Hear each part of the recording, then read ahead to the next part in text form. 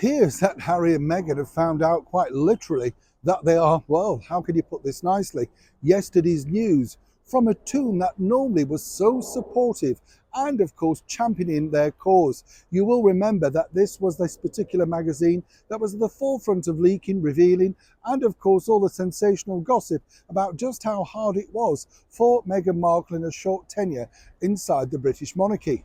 Let me tell you, this particular bombshell has not gone down well with Meghan herself and indeed Prince Harry. They're searching around wondering exactly how this could have possibly happened, and more importantly, who could their friends now reveal all to next? As ever, let me explain.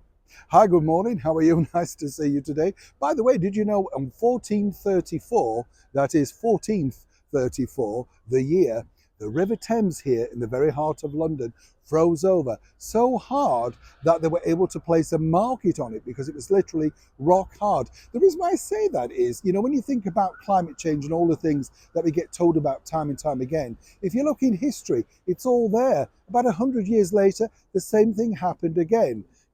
History just repeats itself, and we're there in the moment just looking at it, aren't we? A little bit like this particular breaking royal story. Now, as you can imagine, Meghan and Harry felt for a while at least that they had a complete grip on the world's media. If you remember, they put forward a list of magazines, periodicals, tabloids that were willing and not willing to speak with. And let's not forget also, they were going to give grassroots journalists the opportunity to sit and chat and report on them.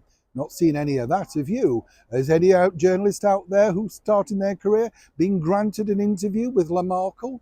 I don't think so. So once again, one might say a bit of a tissue of lies. But there was always one particular magazine that they could rely on. Their chums at People magazine, a sort of tabloid sold over in America.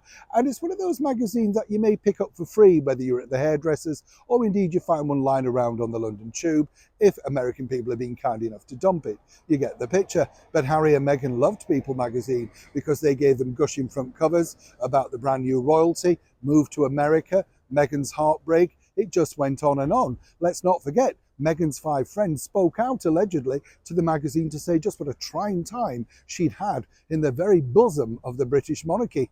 Oh well, times change, you see, and favouritism falls out, because now People magazine have decided exactly who can sell magazines for them. And I don't really take them to task. It's only because when you think about it in this digital age, it's about, can you shift the sales? Now, the person that they believe can shift the sales is this. That's right, Princess Catherine.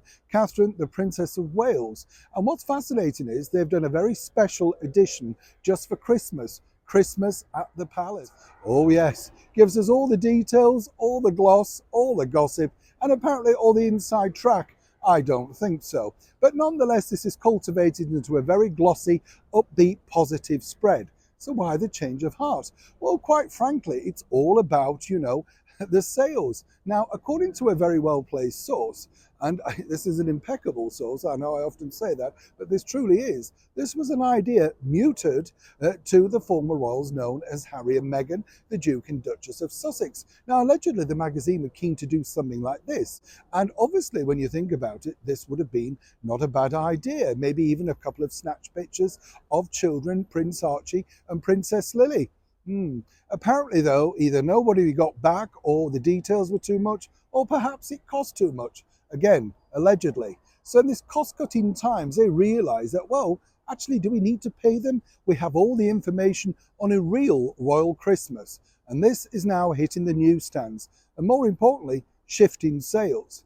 Their recent front covers of Harry and Meghan have not been, shall we say, stellar, to be kind. So it looks like even People, quite frankly, are moving on. And that is the magazine, not just their one-time fan base.